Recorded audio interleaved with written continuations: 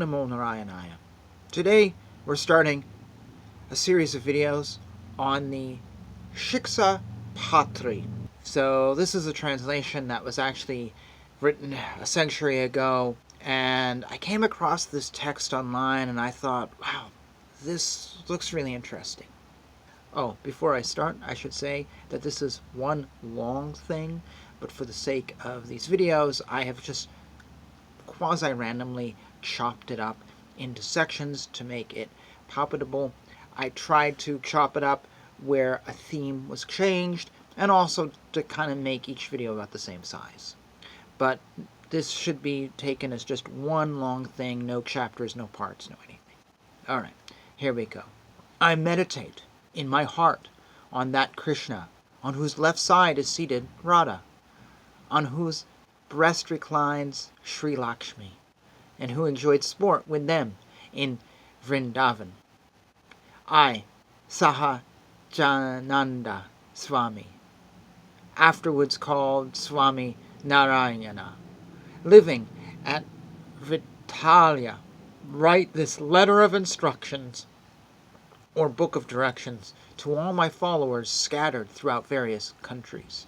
Let the two youths named Ayodhya Prasada and Raghu Veera, the sons of my two brothers, Rama Pratapa and Icha Rama, who were the children of Dharma, or Hari Prasada, and let those Naishtika Brahmacharis, that is to say, those Brahmins who continue Brahmacharis or celibates all their lives, the chief among whom is Mukundananda, and whose grihathas or householders such as Maya, Rama, Bhatta, and other of my followers.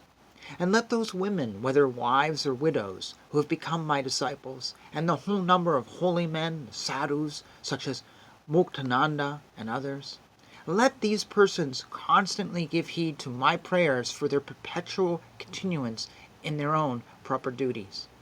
My prayers offered up with the repetition of the name Krishna, Narayana, and in accordance with the sacred scriptures. Literally, let my benedictory words keep them in their own duties, be always read by all these persons, accompanied by repetition of the name Krishna, and approved by the Shastras. Let this letter of directions, which has important objects to be hereafter enumerated, and which promotes the welfare of all living beings, be studied with perfect concentration of mind by all these persons. These virtuous persons who conform to the good usages enjoined by the sacred Shastras will always enjoy great happiness both in this world and that which is to come. But those evil-minded persons who willfully transgress such good usages will certainly suffer great misery in this world as well as in the next. Therefore, let all of you who are my disciples always remain careful and well contented in the observances of this book of directions. Let no followers of mine ever intentionally kill any living thing whatever, not even a louse, flea, or the most minute insect. The killing of any animal, such as a goat, etc., for the purpose of sacrificing to the gods and pitris must not be practiced. It is declared that abstinence from injury to others is the highest of all duties. The killing of any human being in any way, at any place, for any object, even for the sake of acquiring a wife, wealth, or political supremacy, is wholly prohibited. Suicide at a sacred place of pilgrimage, or from passion, either by hanging or by poison in consequence of the commission of a criminal act, is prohibited. Flesh meat should never be eaten, nor even that which remains of a sacrifice. Spirituous liquor of any kind should never be drunk, not even that presented to the gods.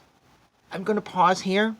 My apologies for butchering the Sanskrit and the names. I've just never seen these names before, and Sanskrit is hard for me, and it's just my apologies. But this was obviously an introductory bit, so I think we can kind of let that pass. I'm actually kind of excited to see where this goes. If you have any information about this sect, the Swaminarayana sect, please put it down below. The thing with these texts, if you're not a member of the sect, still you may find great value in it.